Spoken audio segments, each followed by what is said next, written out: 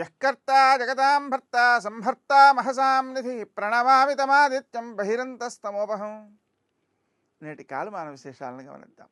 స్వస్తి శ్రీ చాంద్రమాన నందననామ సంవత్సరం దక్షిణాయనం వర్ష ఋతువు శ్రావణ మాసం శుక్లపక్షం ఆదివారం. సూర్యోదయం 5:58 సూర్యాస్తమయం 6:47. తిథి ఏకాదశి సాయంకాలం 6:15 వరకు. నక్షత్రం జ్యేష్ఠ రాత్రి 3 గంటల వరకు.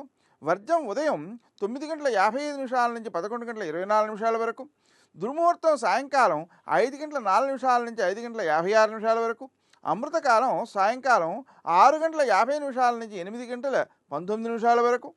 రాహుకాలం ఆదివారం కాబట్టి సాయంకాలం 4:30 నుంచి 6 గంటల వరకు. నేటి విశేషం ఏకాదశి. ఈ ఏకాదశికి ప్రత్యేకంగా పుత్రదైకాదశి అని చెప్పారు.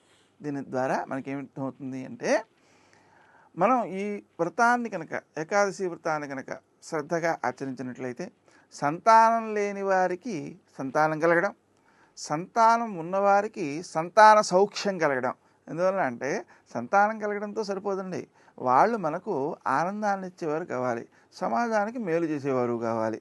కాబట్టి అటువంటి కుమారుని వలన మనకు ఆనందం కలుగుతుంది. కాబట్టి మనకు సత్సంతానం కావాలి, సమాజానికి వాళ్ళు మేలు చేసేవారు కావాలి అంటే తప్పనిసరిగా ఈ ఏకాదశి వ్రతాన్ని చేయటం చాలా అవసరం. నేటి ఆణిముత్యం.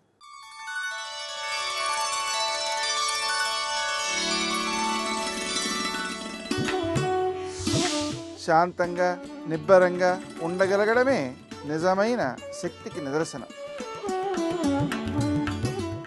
నిరంతరం సుఖ సంతోషాలతో ఉండాలనుకోవడమే విచారానికి మూల కారణం.